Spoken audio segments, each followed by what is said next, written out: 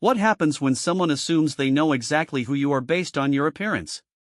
What happens when 4 trained military personnel decide to test someone they believe is weak, only to discover they've made the biggest mistake of their lives?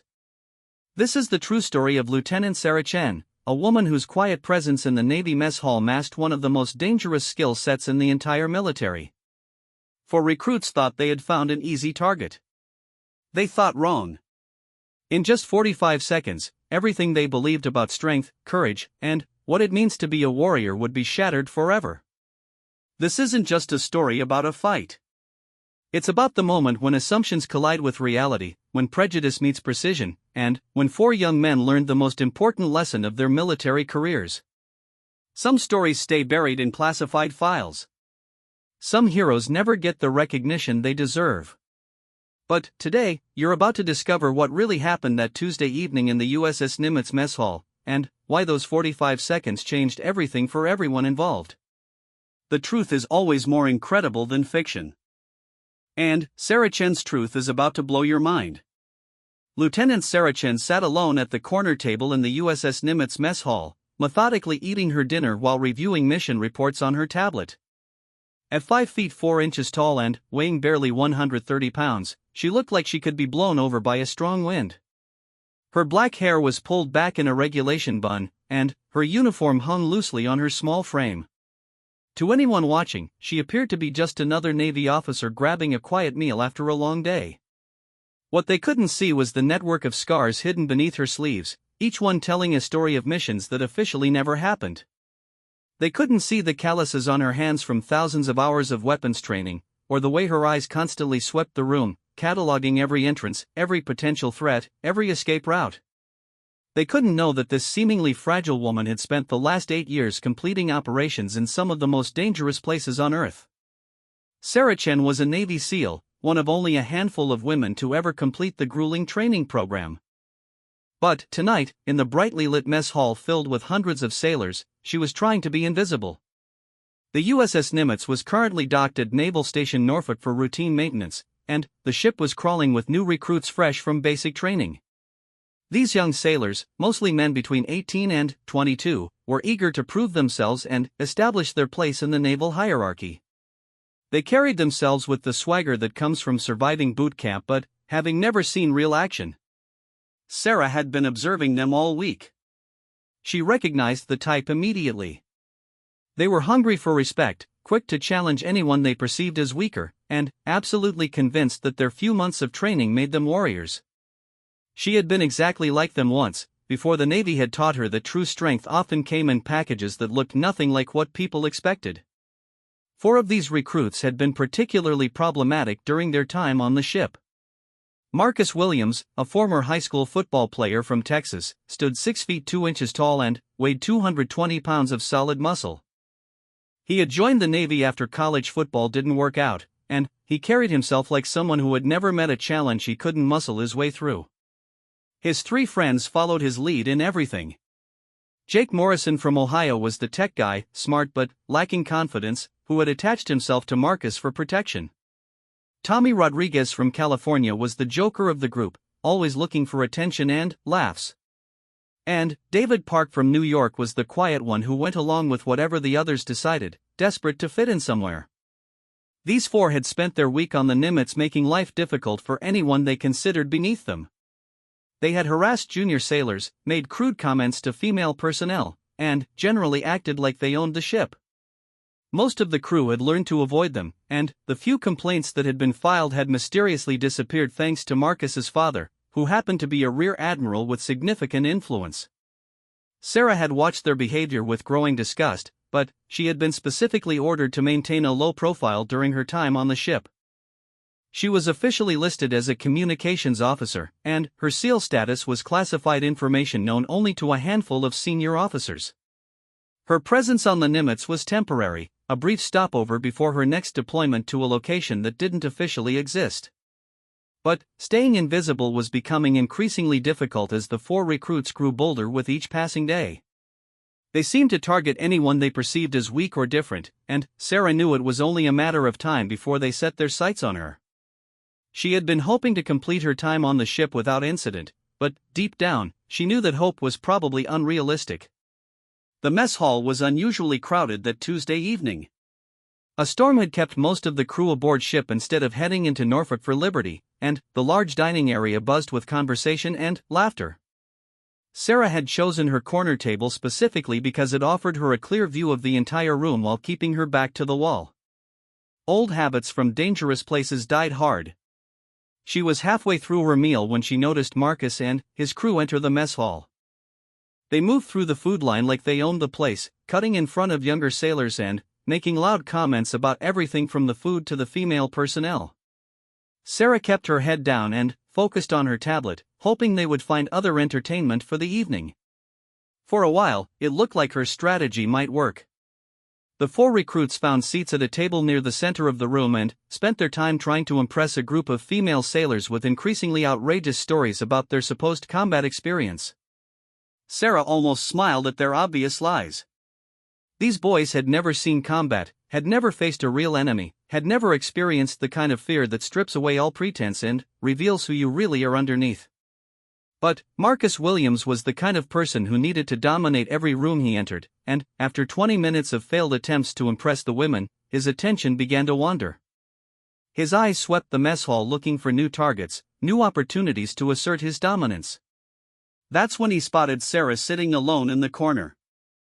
She felt his gaze before she saw it, that prickly sensation that comes from being watched by someone with bad intentions. When she looked up from her tablet, Marcus was staring directly at her with the kind of predatory smile she had seen on the faces of bullies her entire life. He said something to his friends that she couldn't hear over the noise of the mess hall, but their reaction told her everything she needed to know. All 4 of them turned to look at her, and their expressions made it clear that she had just become their evening's entertainment. Sarah closed her tablet and stood up, hoping to leave before the situation escalated.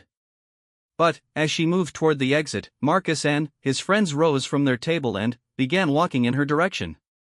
They moved with the casual confidence of people who had never faced real consequences for their actions, spreading out slightly to block her path to the door. The mess hall was so crowded and noisy that most people didn't notice what was happening.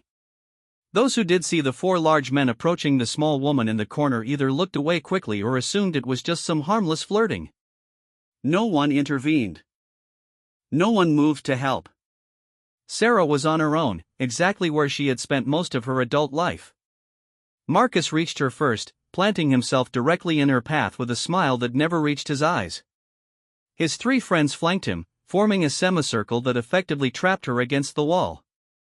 Up close, the size difference was even more dramatic. Marcus towered over her by almost a full foot, and each of his friends outweighed her by at least 60 pounds. Well, Marcus said, his voice loud enough to carry over the ambient noise. What do we have here?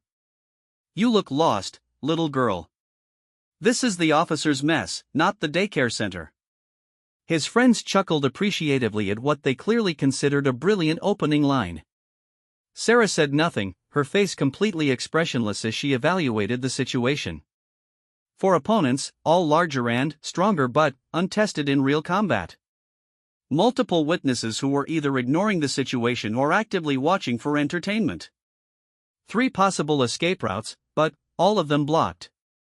I'm talking to you, Marcus said, stepping closer until he was invading her personal space. Didn't they teach you manners in whatever Mickey Mouse program got you those bars on your collar? Sarah looked up at him calmly, her dark eyes revealing nothing of what she was thinking. She had faced down terrorists in Afghan caves, cartel leaders in South American jungles, and human traffickers in Eastern European warehouses. Marcus Williams was not intimidating. He was just another bully who had never learned that real strength had nothing to do with size. I heard you, she said quietly, her voice steady and controlled. I'm trying to leave. Please step aside. Marcus laughed, a sound that was more sneer than genuine humor. Please step aside? Oh, that's cute. She's being polite. He looked back at his friends for approval before continuing. Here's the thing, sweetheart. We run this ship. And, when new people come aboard, especially people who look like they couldn't fight their way out of a paper bag, we like to make sure they understand how things work around here. The conversation was beginning to attract attention from nearby tables. Some sailors had stopped eating to watch the confrontation unfold, while others were pointing and whispering to their companions. Sarah could feel the weight of their stares, but she kept her focus entirely on Marcus and his friends. "I understand perfectly," Sarah replied, her voice still calm but carrying an undertone that would have warned anyone with combat experience to back away immediately. "Now please move so I can leave." Marcus either didn't hear the warning in her voice or chose to ignore it. Instead of backing down, he stepped even closer, now standing directly in front of her with barely 6 inches between them. His friends moved in tighter as well, forming what they clearly thought was an intimidating wall of muscle and testosterone. "See, I don't think you do understand," Marcus said, his voice taking on a nastier edge. "I think you're just another diversity hire who got fast-tracked through some easy program designed to make the Navy look good in the newspapers. I think you're taking up space that should belong to a real sailor. And I think it's time someone taught you exactly where you belong." The mess hall had grown noticeably quieter as more people became aware of the confrontation. Some sailors were actively watching now, while others had their phones out, apparently recording what they thought was going to be an entertaining humiliation. Sarah noticed it all, catalogued it all, but her expression never changed. Jake Morrison, emboldened by the growing audience, decided to join in. "Maybe she needs a lesson in military courtesy," he said with a nervous laugh. "You know, how to show proper respect to her superiors." Tommy Rodriguez added his own contribution, "I bet she's never even seen combat. Probably spent her whole career pushing papers in some air-conditioned office while real sailors did the actual work." David Park said nothing, but his presence in the semicircle made him just as complicit as his more vocal friends. He stood there with his arms crossed, trying to look intimidating while his eyes darted nervously around the room. Sarah remained perfectly still during this exchange, but something subtle had changed in her posture. Her weight had shifted almost imperceptibly onto the balls of her feet. Her hands, which had been hanging casually at her sides, had moved slightly away from her body. Her breathing had become deeper and more controlled. To most observers, she still looked like a small woman being bullied by 4 large men. But anyone with real combat training would have recognized the signs of a predator preparing to strike. "Last chance," Sarah said softly, her voice now carrying an edge that cut through the ambient noise of the mess hall like a blade. "Step aside and let me leave." Marcus Williams had spent his entire life using his size and physical presence to intimidate people into giving him what he wanted. He had been the biggest kid in his neighborhood, the strongest player on his football team, and the most physically imposing recruit in his basic training class. He had never encountered anyone who didn't back down when faced with his size and aggression, especially not someone who looked like they belonged in a high school classroom rather than a military vessel. So when this small woman looked up at him with absolutely no fear in her eyes and made what sounded like a threat, Marcus did what he had always done. He escalated. "Or what?" he said with a laugh, reaching out to grab her shoulder. "What exactly are you going to do about it, little girl?" That was his mistake. The moment Marcus Williams put his hand on Lieutenant Sarah Chen, he crossed a line that activated 8 years of the most intensive combat training the United States military had to offer. He went from dealing with a woman trying to avoid conflict to facing a Navy SEAL who had just been given legal justification to neutralize a threat. The next 45 seconds would change everything for everyone involved. But, at that moment, as Marcus's hand closed on Sarah's shoulder and his 3 friends pressed closer with anticipating grins, none of them had any idea what they had just unleashed. They were about to learn that assumptions about strength, about capability, about what makes someone dangerous, could be not just wrong, but catastrophically wrong. The mess hall held its collective breath as the confrontation reached its tipping point. Phones continued recording. Conversations stopped mid-sentence. And, in the corner by the wall, a Navy SEAL who had been trying very hard to remain invisible prepared to remind 4 foolish young men that the most dangerous people are often the ones you never see coming. The moment Marcus Williams's hand touched Sarah Chen's shoulder, everything changed. What had been a tense but relatively controlled situation exploded into violence with a speed and intensity that left everyone in the mess hall stunned. Sarah's response was not emotional or reactive. It was pure muscle memory, the result of thousands of hours of training that had been drilled into her until it became as natural as breathing. The instant she felt unwanted contact from a potential threat, her body moved with the fluid precision of a machine designed for one purpose: neutralizing enemies. Her left hand came up in a sharp arc, striking Marcus's wrist and breaking his grip on her shoulder. Simultaneously, her right hand shot forward, palm strike connecting with his solar plexus with enough force to drive the air from his lungs. The blow was precise, calculated to cause maximum disorientation without permanent damage. Marcus doubled over, gasping for breath, his face turning red as he struggled to understand what had just happened. But Sarah wasn't finished. In the same fluid motion that had freed her from Marcus's grip, she pivoted slightly and drove her elbow back into Jake Morrison's midsection as he moved to grab her from behind. Jake had been reaching for her arms, thinking he could help Marcus restrain the crazy woman, but instead found himself on the receiving end of a strike that felt like being hit by a sledgehammer. He stumbled backward, clutching his ribs, his vision blurring from the pain. Tommy Rodriguez tried to circle around to her left side, thinking he could catch her off balance while she was dealing with his friends. It was a logical tactical decision that might have worked against an untrained opponent. Against Sarah Chen, it was suicide. She sensed his movement without looking, spinning in place and catching his advancing leg with a sweep that sent him crashing to the floor. The sound of his body hitting the ground echoed through the now silent mess hall like a gunshot. David Park, the quiet member of the group, had frozen in shock as his three friends were systematically dismantled in the space of about 5 seconds. He stood there with his mouth open, his brain struggling to process what he was seeing. This wasn't how things were supposed to go. They were bigger, stronger, and there were 4 of them. The small woman was supposed to be intimidated, supposed to back down, supposed to know her place. Instead, she was standing in the middle of their group like a tornado in human form, having just disabled 3 trained military personnel with movements so fast and precise that most of the observers hadn't even seen exactly what happened. They just knew that one moment 4 large men had been menacing a small woman, and the next moment 3 of those men were on the ground or doubled over in pain. Sarah turned her attention to David, the only member of the group still standing. Her breathing was completely controlled, her stance balanced and ready. She looked like she had just finished a light warm-up exercise rather than demolishing 3 attackers.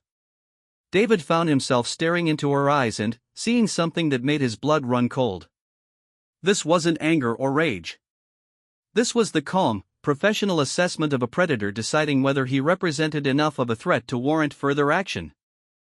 "Down," Sarah said quietly, the single word carrying more authority than most people could manage with an entire speech. David Park, who had never been in a real fight in his life, immediately dropped to his knees and put his hands behind his head.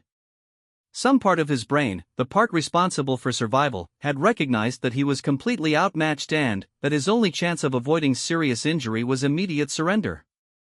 The entire sequence had taken exactly 12 seconds. 12 seconds to completely reverse a 4-on-1 confrontation and establish total dominance over multiple opponents.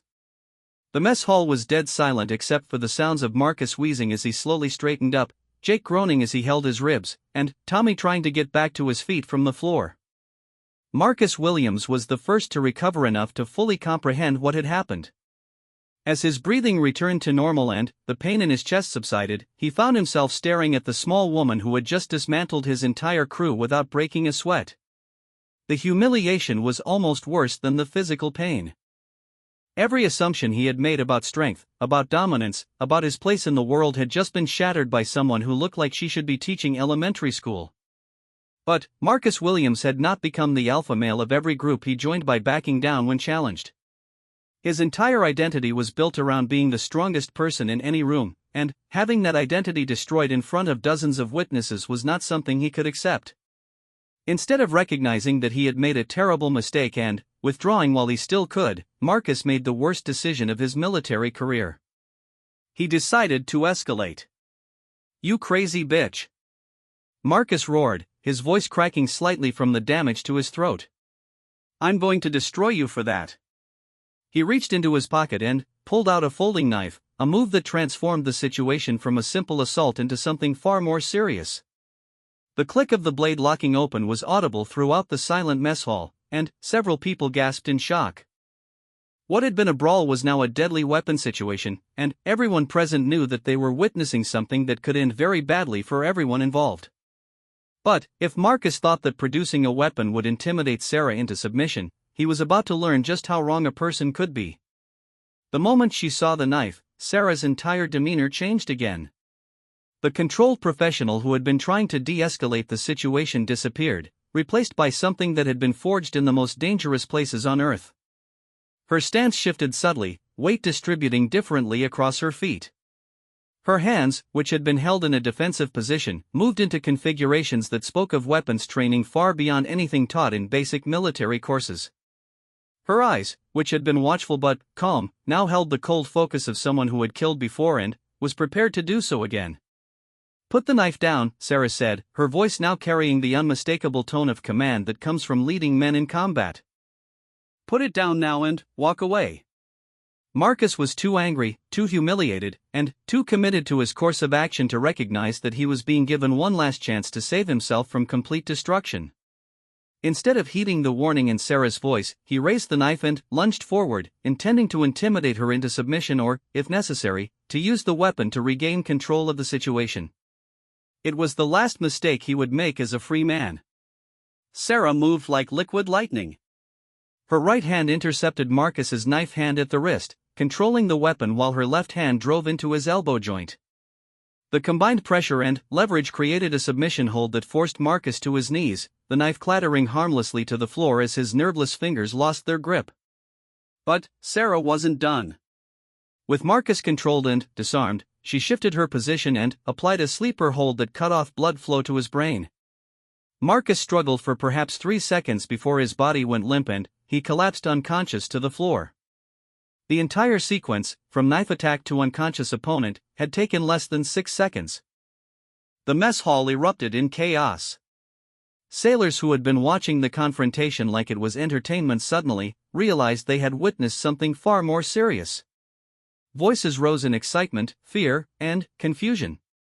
Some people were calling for security, others were trying to get closer to see what had happened, and still others were backing away from what they now recognized as a very dangerous situation. Jake Morrison, still clutching his ribs but now fully aware that their easy target was actually some kind of highly trained killer, was frantically trying to distance himself from the unconscious Marcus and the woman who had put him there. Tommy Rodriguez had managed to get back to his feet, but he was swaying unsteadily and looking around like he couldn't quite figure out where he was or how he had gotten there.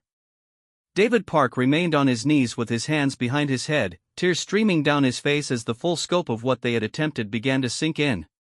Sarah stood in the center of it all, completely calm despite being surrounded by chaos. She looked down at Marcus's unconscious form, then at his 3 friends, then at the crowd of sailors who were staring at her with expressions ranging from awe to terror. She had blown her cover completely. There was no way to explain away what had just happened, no story that would account for it. Communications officer single-handedly defeating 4 larger opponents, one of whom had been armed. The sound of running feet announced the arrival of the ship's security team, who had been alerted by multiple calls from witnesses to the fight. Master-at-Arms Chief Petty Officer Rodriguez burst through the crowd with 4 junior personnel, all of them expecting to find a typical mess hall brawl between drunk sailors. What they found instead was a scene that none of them had ever encountered before. One sailor was unconscious on the floor. Another was kneeling with his hands behind his head, crying. A third was holding his ribs and looking like he might vomit. The fourth was swaying on his feet with a glazed expression. And, standing over all of them was a small woman in a lieutenant's uniform who looked like she could take on the entire security team without working up a sweat. Chief Rodriguez had been handling shipboard discipline for 15 years, and he had never seen anything like this. The size disparity between the apparent victor and the apparent losers made no sense. The condition of the 4 male sailors suggested they had been on the receiving end of a severe beating, but the woman didn't have a mark on her and wasn't even breathing hard. What the hell happened here? Chief Rodriguez demanded, his hand moving instinctively toward his sidearm as he tried to assess whether the situation was still dangerous. Sarah turned to face him, and Chief Rodriguez found himself looking into the calmest pair of eyes he had ever seen. This wasn't the face of someone who had just been in a fight. This was the face of someone who had just completed a routine task. "These 4 men assaulted me," Sarah said simply, her voice carrying clearly over the noise of the crowd. "I defended myself." Chief Rodriguez looked around at the scene again, taking in the unconscious sailor, the knife on the floor, and the 3 other men who looked like they had been hit by a truck. He had been expecting to arrest a troublemaking female officer for assaulting male personnel. Instead, he was beginning to realize that he was looking at something else entirely. "Ma'am," he said carefully, "I'm going to need to see some identification, and I'm going to need everyone involved to come with me for questioning." Sarah nodded and reached slowly for her wallet, moving deliberately to avoid any sudden motions that might alarm the security team. She handed over her military ID, and Chief Rodriguez looked at it with growing confusion. According to the card, this was Lieutenant Sarah Chen, listed as a communications officer. But communications officers didn't usually leave 4 men looking like they had been run over by a tank. "Chief Rodriguez," a new voice said from behind him. Everyone turned to see Commander James Patterson, the ship's executive officer, pushing through the crowd. Commander Patterson was a serious man in his 50s who had seen combat in Iraq and Afghanistan, and his presence meant that word of the incident had already reached the ship's senior leadership. Commander Patterson took in the scene with experienced eyes, noting the positions of the unconscious and injured sailors, the knife on the floor, and the completely composed woman standing in the center of it all. His gaze lingered on Sarah for a moment, and something in his expression suggested recognition. "Lieutenant Chen," Commander Patterson said quietly. "I think we need to have a conversation. Chief Rodriguez, secure the scene and get medical attention for these men. I'll take Lieutenant Chen to my office for debriefing." As the security team moved to secure the knife and check on the injured sailors, Sarah found herself being escorted through the crowd of staring personnel. She could hear fragments of conversation as she passed, witnesses trying to explain to newcomers what they had just seen. The stories were already growing in the telling, and she knew that by tomorrow the entire ship would be buzzing with increasingly exaggerated versions of what had happened in the mess hall. But Sarah's immediate concern wasn't the gossip or the stares. Her concern was that her carefully maintained cover had been blown completely. The mission she had been preparing for, the identity she had been protecting, the low profile she had been ordered to maintain, all of it was gone. In 45 seconds of violence, she had revealed exactly what she was to hundreds of witnesses. As they walked toward Commander Patterson's office, Sarah reflected on the chain of events that had led to this moment. She had been trying to avoid exactly this kind of situation, had been doing everything possible to remain invisible until her deployment orders came through. But sometimes, no matter how carefully you planned or how hard you tried to stay out of trouble, the world forced your hand. Marcus Williams and his friends had made assumptions about her based on her appearance. They had seen a small woman and decided she was weak. They had seen someone trying to avoid conflict and interpreted it as fear. They had mistaken patience for vulnerability and restraint for helplessness. They had been catastrophically wrong about all of it, and now they were paying the price for their assumptions. But Sarah knew that the real consequences were just beginning. What had happened in the mess hall would have repercussions that went far beyond 4 foolish recruits learning a painful lesson about underestimating people. As Commander Patterson's office door closed behind her, Sarah prepared herself for the conversation that would determine whether her military career would survive the next hour. She had defended herself against assault and disarmed a man who had threatened her with a deadly weapon. Everything she had done was legally justified and tactically sound. But she had also revealed capabilities that were supposed to remain classified, had demonstrated skills that didn't match her cover identity, and had created a situation that would require explanations she wasn't authorized to give. The next few hours would determine whether Lieutenant Sarah Chen would continue her mission as planned, or whether the Navy SEAL who had spent years operating in the shadows would finally be forced to step into the light. Commander James Patterson's office was spartanly furnished, with only the essential items that reflected a career spent in active service. Maps covered one wall, military commendations another, and his desk held neat stacks of paperwork that spoke to the endless administrative demands of running a naval vessel. But it was the framed photograph on his desk that caught Sarah's attention as she took the seat he offered, a picture of Commander Patterson in desert fatigues standing next to a group of special operations personnel in an undisclosed location. Commander Patterson noticed her looking at the photograph and smiled grimly. Fallujah, 2006, he said, settling into his chair behind the desk. I was embedded with a SEAL team for a joint operation against high-value targets in the city. Some of the finest warriors I've ever had the privilege to serve alongside.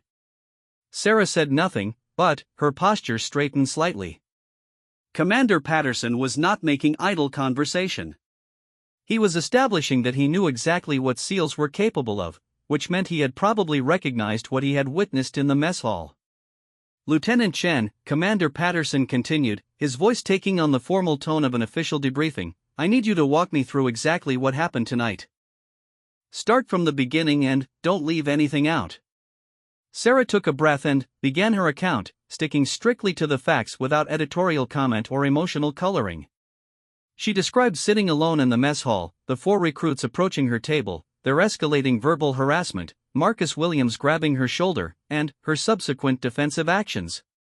She was particularly careful when describing the moment Marcus had produced the knife, making sure to emphasize that she had given him multiple opportunities to de-escalate before he chose to introduce a deadly weapon. Commander Patterson listened without interruption, occasionally making notes on a legal pad. His expression remained neutral throughout her account, giving no indication of what he was thinking or what consequences might be coming. When Sarah finished her recitation of events, he sat back in his chair and studied her for a long moment. That's a very interesting story, Lieutenant, he said finally. Particularly the part where a communications officer with no listed combat training managed to disable 4 larger opponents in under a minute, one of whom was armed with a knife. Sarah met his gaze steadily but said nothing. They both knew that her official personnel file contained no information that would explain her capabilities, and they both knew that there had to be more to her story than what appeared in the standard Navy records. Commander Patterson opened a folder on his desk and pulled out several documents. I took the liberty of making some calls while Chief Rodriguez was securing the scene, he said. Interesting thing about classified personnel files, they require special authorization to access. But, when you have a situation like what happened tonight, that authorization can be obtained very quickly. He held up the first document, and Sarah could see the red classification markings even from across the desk. Lieutenant Sarah Chen, United States Navy SEALs. 8 years of active service in special operations. Multiple classified deployments to locations I can't even mention in an unsecured office. Decorations for valor that will never be made public. And currently assigned to temporary duty aboard this vessel while awaiting deployment to another classified location. Sarah's expression didn't change, but internally she was calculating the implications of her cover being blown at the highest levels. Her mission parameters would have to be reassessed, her security clearance might be compromised, and her next deployment could be delayed or cancelled entirely. The question, Commander Patterson continued, is what we do about the fact that your classified status has just been revealed to several hundred witnesses, some of whom undoubtedly recorded the incident on their phones. Before Sarah could respond, there was a knock on the office door. Commander Patterson called for them to enter, and Chief Rodriguez appeared with a tablet in his hand and a bewildered expression on his face. Sir, Chief Rodriguez said, I've completed the preliminary interviews with the witnesses and the injured personnel. I think you need to hear this. Commander Patterson gestured for him to continue, and Chief Rodriguez consulted his tablet before speaking. Marcus Williams, the one who was unconscious, is claiming that Lieutenant Chen attacked them without provocation. He says they were just trying to have a friendly conversation with her when she went crazy and assaulted all 4 of them. And the others? Commander Patterson asked. Jake Morrison and Tommy Rodriguez are backing up Williams's story. They claim they were trying to be friendly and she attacked them for no reason. But, here's the thing, Sir David Park, the 4th member of the group, is telling a completely different story. Chief Rodriguez swiped to another screen on his tablet. According to Park, Williams has been planning to teach the uppity female officers a lesson since they came aboard. Park says Williams specifically targeted Lieutenant Chen because she was small and alone, and that Williams grabbed her first. Park also confirms that Williams pulled a knife during the altercation. Commander Patterson nodded thoughtfully. What about the witnesses? That's where it gets interesting, sir. Most of the witnesses were too far away to hear the conversation, but they all confirmed that the four men approached Lieutenant Chen's table and surrounded her. Multiple witnesses saw Williams grab her shoulder, and at least 6 people saw him pull a knife. The consensus is that Lieutenant Chen was defending herself against multiple attackers, one of whom was armed. Chief Rodriguez paused and looked between Commander Patterson and Sarah. "Sir, there's something else. I've been checking the records of these 4 recruits, and Williams in particular has a history of disciplinary issues that have been swept under the rug. His father is Rear Admiral Williams from Naval Personnel Command, and it appears that Marcus has been getting special treatment despite multiple complaints about his behavior." Commander Patterson's expression darkened. "What kind of complaints?" "Sexual harassment, mostly. Female personnel filing reports that disappear from the system. Junior sailors reporting intimidation and assault that never gets investigated. Williams has been using his father's influence to avoid consequences for increasingly serious misconduct." Sarah spoke for the first time since beginning her formal statement. "Sir, if I may ask, what's the status of the 4 men?" Chief Rodriguez consulted his tablet again. "Williams has a mild concussion but is otherwise uninjured. Morrison has bruised ribs but no breaks. Rodriguez has a possible mild concussion from hitting the deck, but he's coherent and responsive. Park is physically uninjured but appears to be in shock." "And their current status?" Commander Patterson answered this question. "They're all confined to quarters pending a full investigation. Williams will face charges for assault with a deadly weapon, at minimum. The others will face charges for assault and conspiracy, depending on what the investigation reveals." The room fell silent as all 3 of them contemplated the implications of the situation. Sarah had defended herself against assault and had used exactly the minimum force necessary to neutralize the threat she faced. Her actions were legally justified and tactically sound. But her classified status had been compromised, and there would inevitably be questions about why a Navy SEAL had been operating undercover aboard a ship full of conventional Navy personnel. Commander Patterson seemed to read her thoughts. "Lieutenant, I want you to know that from my perspective, you did exactly what any properly trained military professional should have done when faced with assault and a deadly weapon threat. The fact that you possess the skills necessary to handle the situation effectively is not a problem, it's an asset." He leaned forward in his chair, his expression becoming more serious. "However, we do have a problem with operational security. Your status as a SEAL is classified information, and it's now known to potentially hundreds of people. That's going to require some damage control." Chief Rodriguez cleared his throat.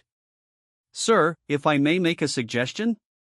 The witness statements are pretty consistent that Lieutenant Chen was defending herself against multiple attackers. If we focus the official report on the self-defense aspect and emphasize Williams's use of a deadly weapon, we might be able to control the narrative somewhat." Commander Patterson nodded. "That's a good point. What are you thinking?" "Well, sir, the average sailor doesn't really know what SEALs are capable of. They know SEALs are elite, but they don't understand the specifics of the training or capabilities. If we present this as a case of superior military training overcoming multiple untrained attackers, it becomes a story about proper preparation and self-defense rather than about classified capabilities." Sarah considered this approach. It had merit, but it also had potential complications. "Sir, there's still the issue of the video recordings. Some of those sailors were definitely filming the incident, and if that footage gets shared on social media or with the press, it could create a much larger problem." Commander Patterson picked up his phone and dialed a number. "Master Chief Henderson?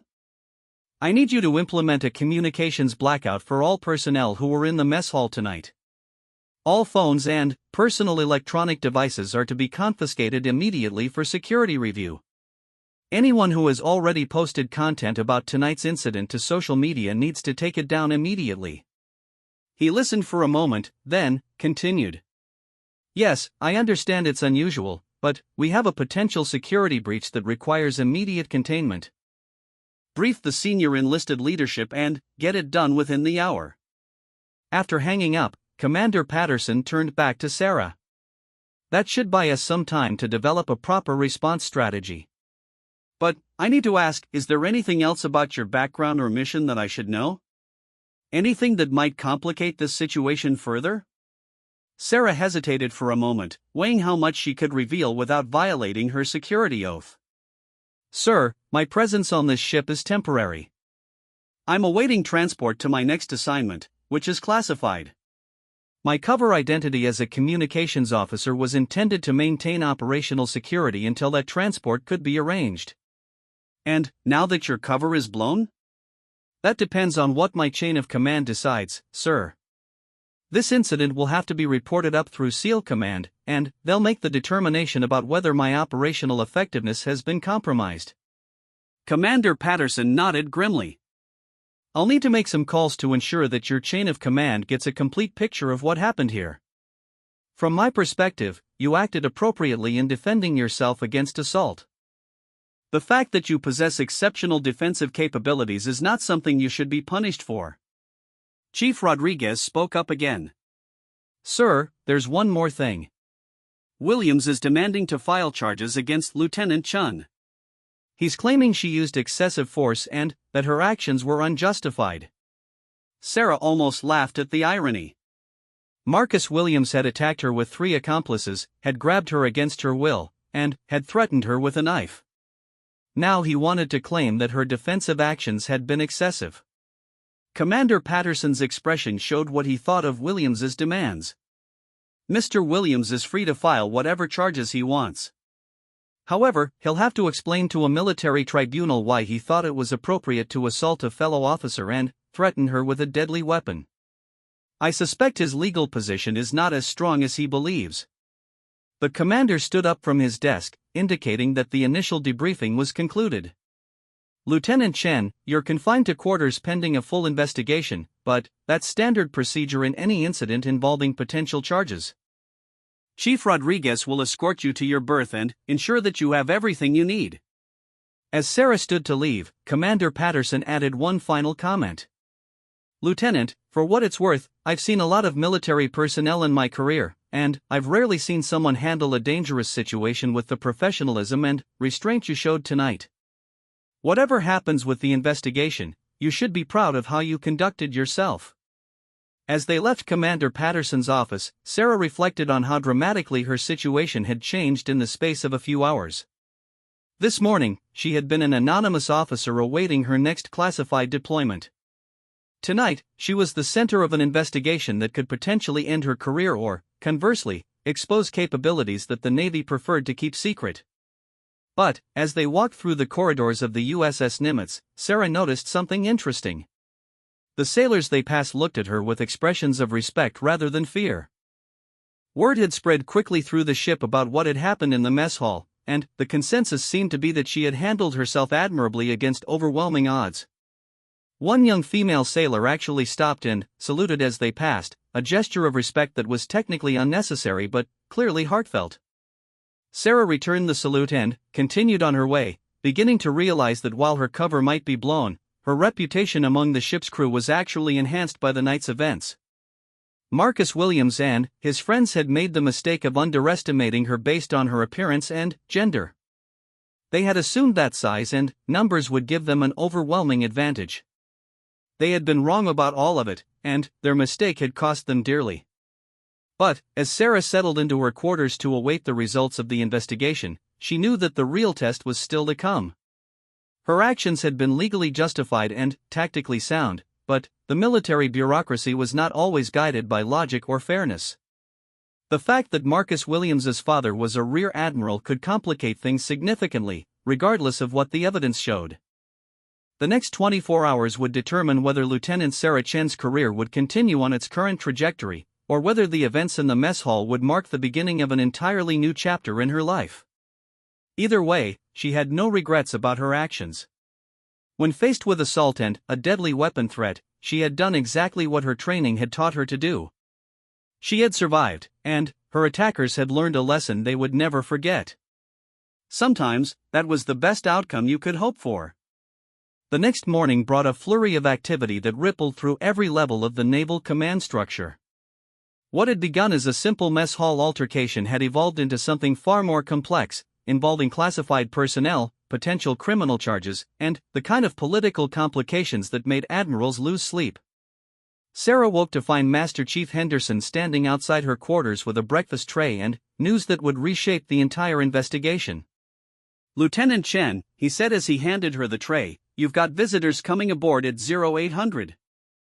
2 officers from Naval Special Warfare Command and someone from the Judge Advocate General's office. Looks like this situation has attracted some serious attention." Sarah thanked him for the information and the breakfast, her mind already working through the implications. Naval Special Warfare Command didn't send representatives unless there were significant operational security concerns, and JAG involvement suggested that someone was taking the potential criminal charges very seriously. The fact that both offices were sending people meant that her case had become a priority at levels far above a simple ship's investigation. At precisely 0800, Commander Patterson's office became the center of a meeting that would determine the trajectory of Sarah's career and the fate of the 4 men who had made the mistake of confronting her. The participants included Commander Patterson himself, Captain Morrison, the ship's commanding officer, Lieutenant Commander Davis from JAG, Captain Rodriguez from Naval Special Warfare Command, and Commander Thompson, who served as Marcus Williams's father's representative. Sarah was brought into the meeting after the preliminary discussions had established the basic facts of the case.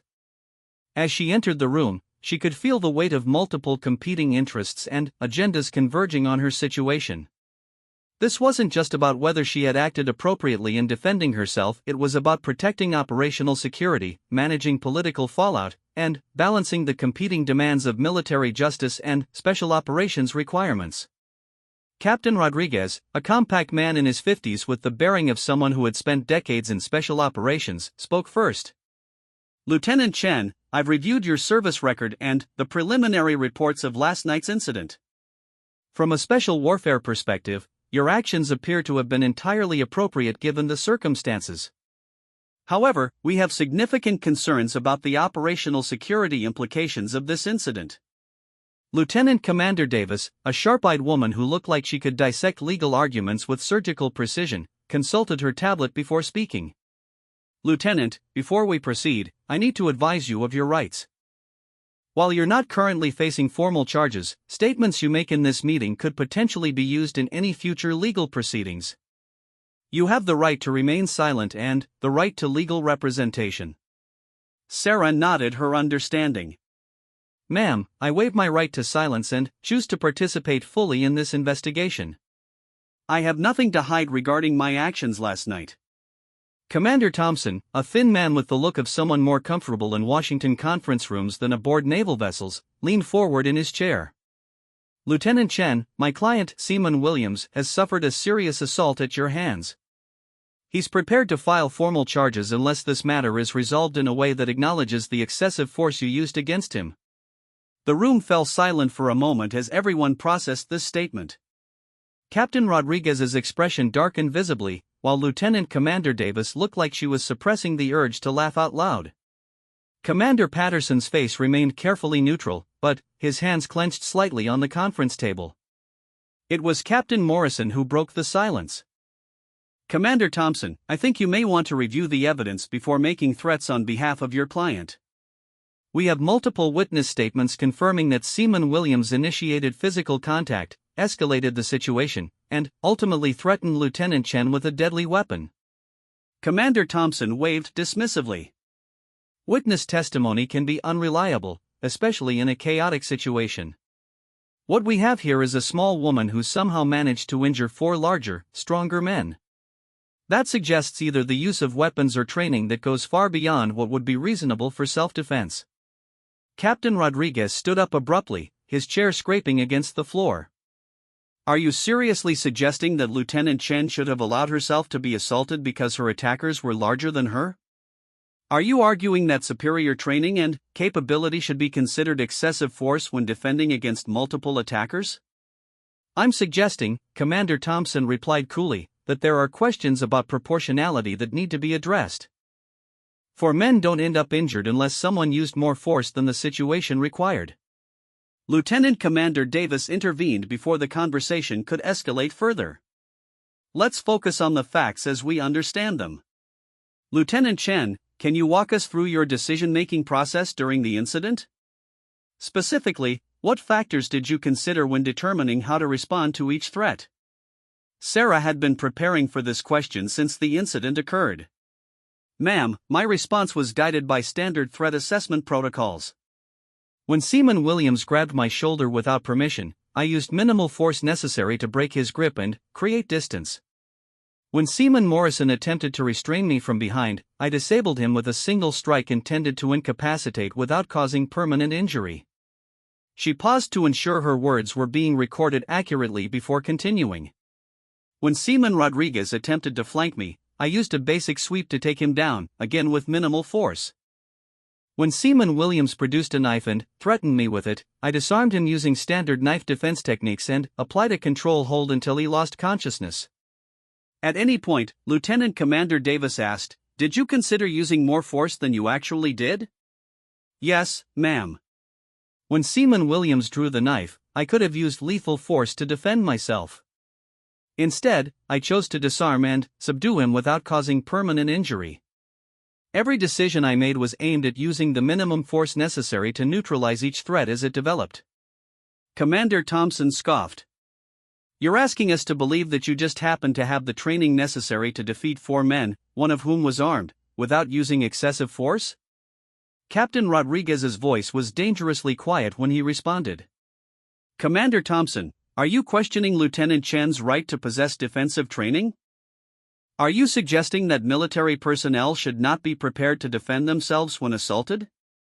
"I'm suggesting that there are questions about her background that need to be answered before we can properly assess whether her response was appropriate." The room fell silent again as everyone realized that Commander Thompson was fishing for information about Sarah's classified status. He knew, or suspected, that there was more to her story than appeared in her official personnel file, and he was trying to use that information to build a case for his client. Captain Morrison intervened with the authority of command. "Commander Thompson, Lieutenant Chen's personnel file contains all the information relevant to this investigation. Her training background, whatever it may be, does not change the fact that she was assaulted by 4 men, one of whom threatened her with a deadly weapon." Lieutenant Commander Davis consulted her notes again. "Let's review the evidence we have." Multiple witness statements confirm that the 4 male personnel approached Lieutenant Chen's table and surrounded her. Witness testimony confirms that Seaman Williams initiated physical contact. Multiple witnesses saw Williams produce a knife. The physical evidence supports Lieutenant Chen's account of defending herself. She looked directly at Commander Thompson. "Commander, what evidence do you have that Lieutenant Chen used excessive force? What evidence supports your client's claim that he was the victim of an unprovoked assault?" Commander Thompson shifted uncomfortably in his chair. "The severity of the injuries to my client and his companions suggests that excessive force was used." Captain Rodriguez leaned forward. "Commander, what injuries are you referring to?" "According to the medical reports, Williams has a mild concussion with no lasting effects. Morrison has bruised ribs that will heal completely within 2 weeks. Rodriguez has a minor head injury from falling, and Park is completely uninjured." "Are you suggesting that these minor injuries constitute excessive force when defending against 4 attackers, one armed with a knife?" The weakness of Commander Thompson's position was becoming apparent to everyone in the room. He was representing a client who had assaulted a fellow officer, escalated the situation to include a deadly weapon, and was now claiming to be the victim when his assault had failed. It was not a strong legal position, and everyone present knew it. Lieutenant Commander Davis made this situation even clearer. "Commander Thompson, let me outline what the evidence shows.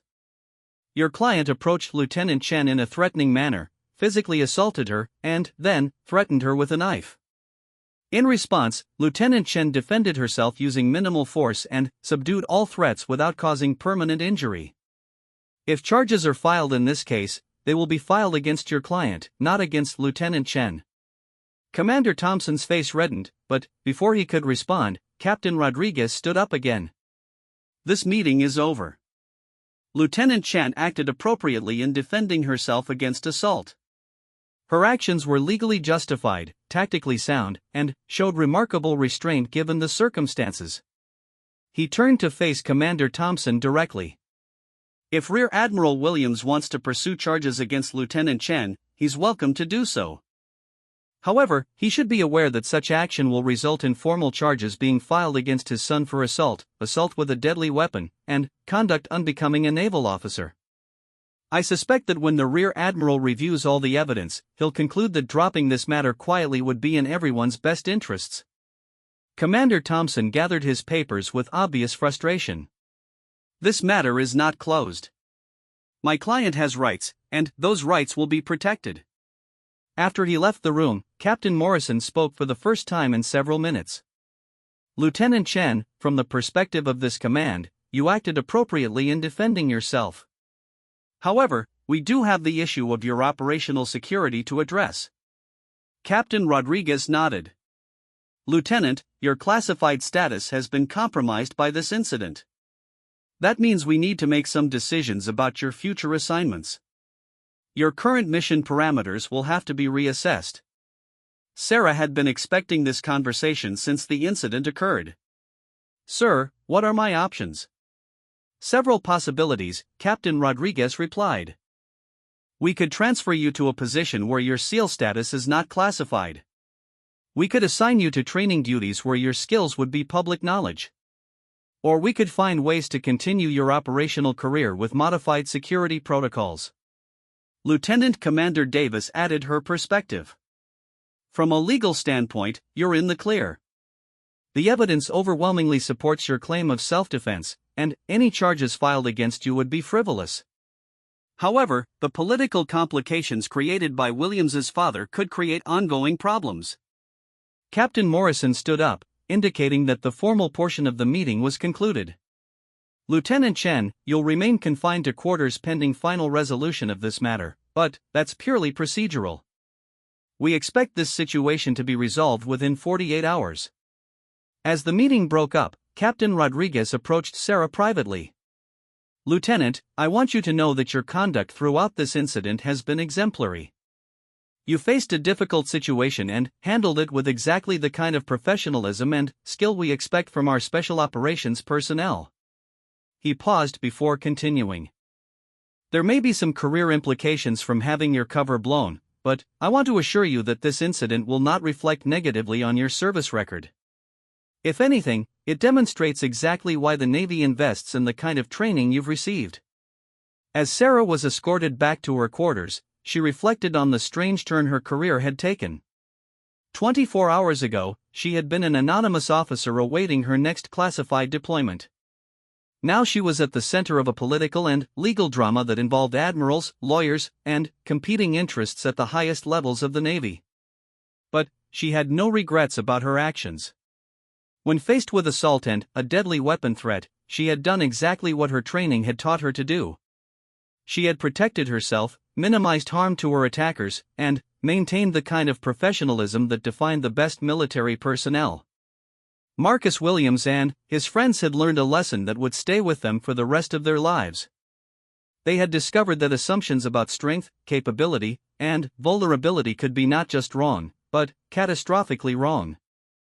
They had learned that the most dangerous people are often the ones you never see coming. And, perhaps most importantly, they had learned that actions have consequences, even when your father is a rear admiral. The protection that Marcus Williams had enjoyed throughout his military career was about to evaporate as his superiors realized that his behavior had created exactly the kind of public relations nightmare that the Navy worked very hard to avoid. The next 24 hours would determine the final outcome of the investigation, but Sarah was confident that justice would be served. The evidence was clear, the law was on her side, and she had the support of people who understood what had really happened in that mess hall.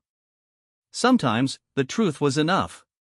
The resolution came swiftly, but not in the way anyone expected.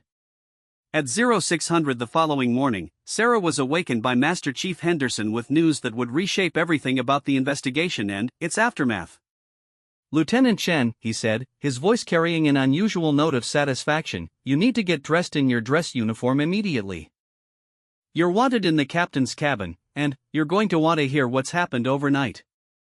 As Sarah prepared for what she assumed would be the final phase of the investigation, Master Chief Henderson filled her in on the developments that had occurred while she slept. "Ma'am, it seems that Rear Admiral Williams decided to conduct his own investigation into his son's claims. What he found was not what he was expecting. The story that emerged was one of spectacular miscalculation on the part of Marcus Williams and his father. Rear Admiral Williams had initially been prepared to use his considerable influence to protect his son and pursue charges against Sarah. But, when he began examining the evidence more closely, he discovered a pattern of behavior that he had been willfully ignoring for years. The investigation revealed that Marcus Williams had been the subject of numerous complaints throughout his naval career, all of which had been quietly buried through his father's intervention. Sexual harassment charges, assault allegations, intimidation of junior personnel, all of it documented but never pursued because of the Rear Admiral's protection. More damaging still, the investigation uncovered evidence that Marcus Williams had been using his father's name and position to avoid consequences for increasingly serious misconduct. He had been operating under the assumption that his family connections made him untouchable, and that assumption had finally led him to target the wrong person. When Sarah entered the captain's cabin, she found herself facing an assembly that included Captain Morrison, Commander Patterson, Captain Rodriguez from Naval Special Warfare Command, and a man she didn't recognize wearing Rear Admiral's stripes. The atmosphere in the room was tense, but not in the way she had expected. Captain Morrison spoke first. "Lieutenant Chen, I'd like you to meet Rear Admiral Williams. He has something he'd like to say to you." Rear Admiral Williams was a man in his late 50s with silver hair and the bearing of someone who had spent decades in positions of authority. But, as he looked at Sarah, his expression was one of profound embarrassment and what appeared to be genuine remorse. "Lieutenant Chen," he said, his voice heavy with regret, "I owe you an apology. When I first learned of this incident, I was prepared to defend my son without fully examining the facts. I allowed my parental instincts to override my professional judgment, and that was wrong." He paused, gathering himself before continuing. "My investigation into this matter has revealed a pattern of behavior on my son's part that I can no longer ignore or excuse. Marcus has used my position and influence to avoid consequences for conduct that should have ended his naval career long ago." Sarah remained silent, sensing that there was more to come. "I have reviewed all the evidence related to Tuesday night's incident," the Rear Admiral continued. "The witness statements, the medical reports, the physical evidence, all of it confirms that you were defending yourself against assault and a deadly weapon threat. Your response was not only legally justified but showed remarkable restraint given the circumstances." Captain Rodriguez leaned forward in his chair. "Admiral, perhaps you should tell Lieutenant Chen about the other evidence that came to light." Rear Admiral Williams nodded grimly. "Lieutenant, my investigation revealed that Marcus had been planning to teach you a lesson for several days before Tuesday's incident. He had made statements to other personnel indicating that he intended to intimidate you because he felt that women had no place in positions of authority in the Navy." The room fell silent as the full implications of this revelation sank in. What had appeared to be a spontaneous confrontation had actually been a premeditated attack based on gender bias and abuse of authority. Furthermore, Rear Admiral Williams continued, "We discovered that Marcus had been carrying that knife in violation of ship's regulations, and that he had threatened other personnel with it on previous occasions. Tuesday night was not an isolated incident of poor judgment, it was the culmination of a pattern of criminal behavior." Captain Morrison took over the narrative. "Lieutenant Chen, based on this evidence, formal charges have been filed against Marcus Williams and his 3 accomplices. Williams will face charges of assault, assault with a deadly weapon, conduct unbecoming an officer, and conspiracy. The others will face charges of assault and conspiracy." Sarah felt a sense of vindication, but also sadness at the waste of potential represented by 4 young men whose military careers were effectively over because they had chosen to target someone they perceived as weak. "There's more," Captain Rodriguez added. "The Navy has decided that this incident represents an opportunity to address some broader issues about harassment and assault of female personnel. Your case is going to be used as an example of what happens when someone targets our people based on gender bias." Rear Admiral Williams spoke again, his voice becoming even more formal. Lieutenant Chen, on behalf of the United States Navy, I want to apologize for the fact that you were placed in a situation where you had to defend yourself against assault by naval personnel. The behavior you encountered is not representative of our values or our standards.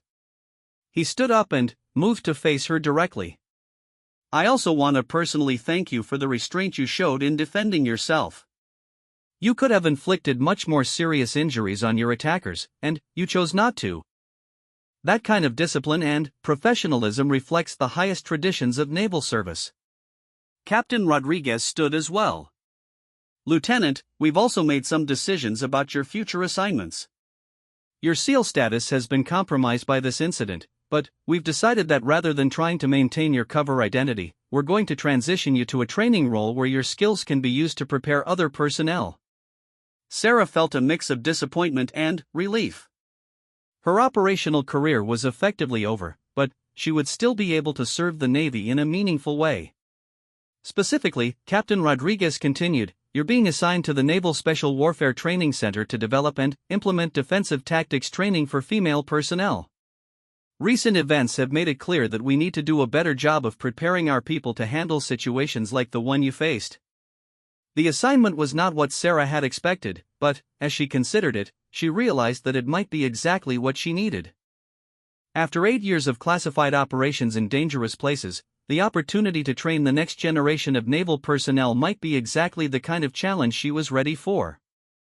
Captain Morrison handed her a folder containing her new orders. "Lieutenant, your transfer will be effective immediately. You'll be transported to the training center tomorrow morning to begin your new assignment."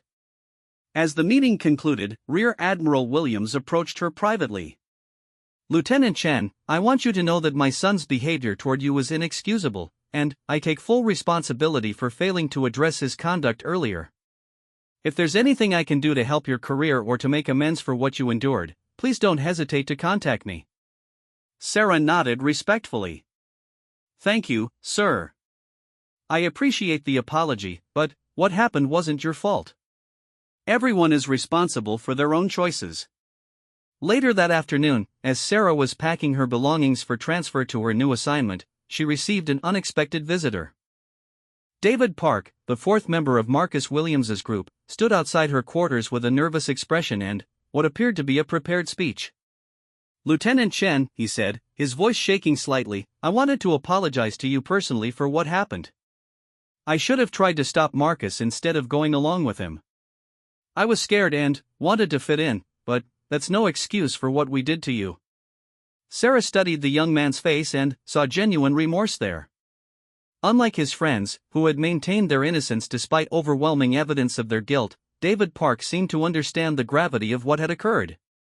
"Thank you for the apology," Sarah said simply. "That took courage." "Ma'am," David continued, "I know I'm going to be kicked out of the Navy, and I deserve it. But I wanted you to know that watching you that night changed something in me. I've never seen anyone handle themselves the way you did. You had every right to hurt us badly, but you didn't. You could have escalated things, but you chose not to." He paused, gathering his courage before continuing. "I've been thinking about what kind of person I want to be, and I want to be someone like you.